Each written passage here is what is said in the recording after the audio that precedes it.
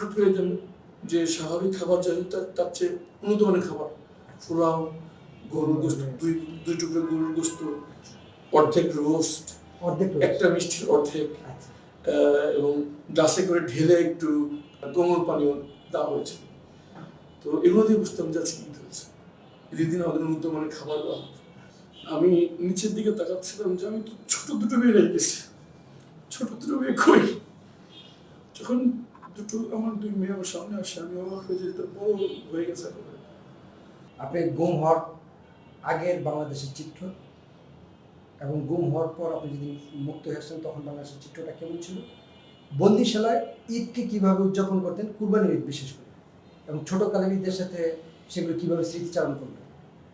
বন্দি জীবনে তারা আমাকে বলতো না কোথায় আছি, বলতে না আছি কয় তারিখ, নামাজ যখন পড়তেছে আমাদের সময়টা তারা বলতো না, কিন্তু কেন জানে শুধুমাত্র রমজান মাসটা তারা বলতো যে রমজান মাস শেষ শুরু হচ্ছে, এবং বলতো যে রমজান মাস শুরু হলো, বলতো যে রমজান মাস শেষ।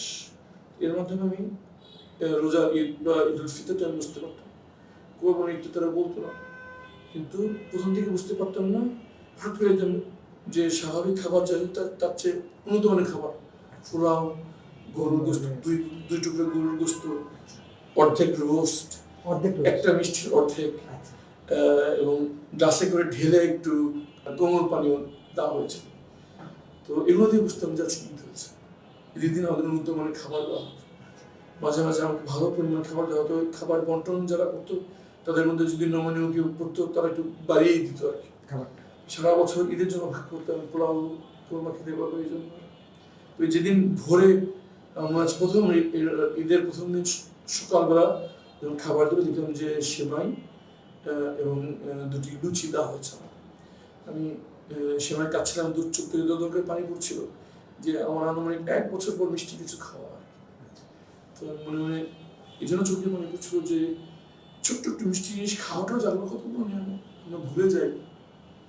ওখানে যে বুঝেছি যে প্রতিটি দানা আল্লাহ যদি দানা চান আমাকে খেতে।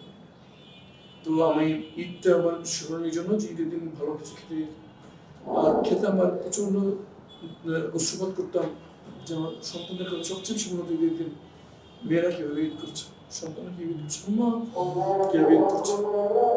ঈদগুলো দুঃখ এবং আনন্দের স্মৃতি একসঙ্গে মনে করতে হয়। একটা ভিন্ন প্রসঙ্গ, আপনি যখন গুম হন তখন সোশ্যাল মিডিয়ায় আপনার ওয়াইফ একটা স্ট্যাটাস দিয়েছিল, ছোট দুটো বাচ্চার জ্বর হয়েছিল এবং সেই জ্বরে তারা বাবাকে খুঁজতেছিল, যেটা আসলে যারা আপনার ওয়াইফের ফ্রেন্ড লিস্টে ছিল অনেককে আমি বিভিন্ন কমেন্টস আমার পড়ার সুযোগ হয়েছিল, তারা কাঁদতেছিল। এবং গুম থাকা অবস্থায় আমি যেটা আপনাকে কোশ্চেনটা করেছিলাম, শেষ কোশ্চেন, আপনার হৃদয়ের সবচেয়ে বড় আকুতিটা কি ছিল, এবং ওই যে গুমের পূর্বে এবং গুমের পরের অবস্থানটা যদি একটু বলতেন। আসলে এই যখন গুম করা হয়, যে ব্যক্তি গুম অবস্থায় থাকে তার সাথে পুরো পরিবারটা আসলে সাফার করে। আমার সবচেয়ে বেশি ভুক্তভোগী আমার 2 কন্যা, কারণ তারা শিশু ছিল, তাদেরকে সাথে শৈশব কেড়ে নেওয়া হয়েছিল। এরপর সবচেয়ে বেশি দুর্ভোগের মধ্যে গিয়েছে আমার মা, যে প্রতিটি মুহূর্ত আমার ব্যাপারে তাকে টেনশনে কাটতে হয়েছে। আমি যখন বের হয়ে আসি আমার মাকে চিকিৎসা করে জানতে পারি যে আমি গুম অবস্থায় আমার মার দুইবার স্ট্রোক হয়েছে, উনি কাউ কিছু বলেননি।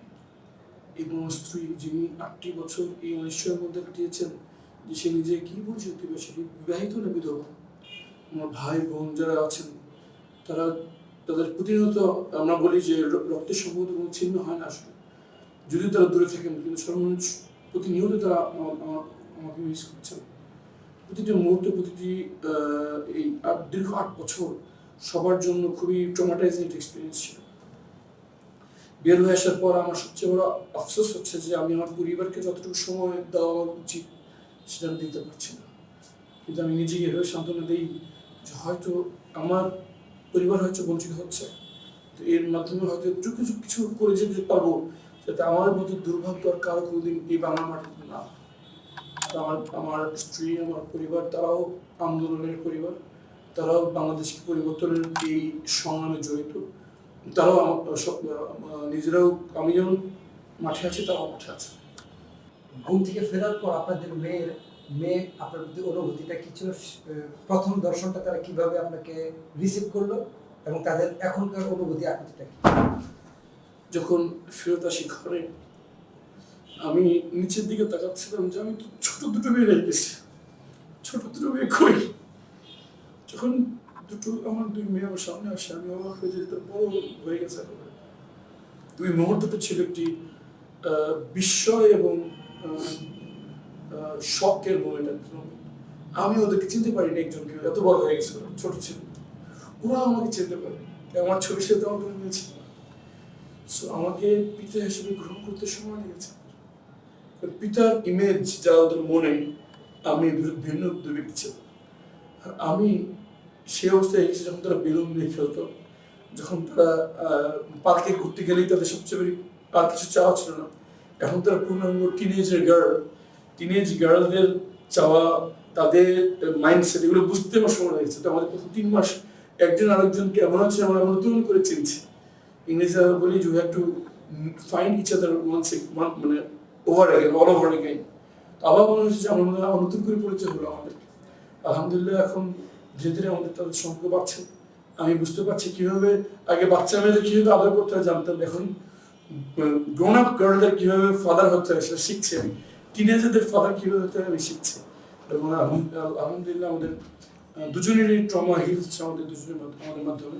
দোয়া করবেন সবার কাছে, আমি আপনাদের মাধ্যমে সারা বিশ্ববাসীর কাছে দোয়া প্রার্থনা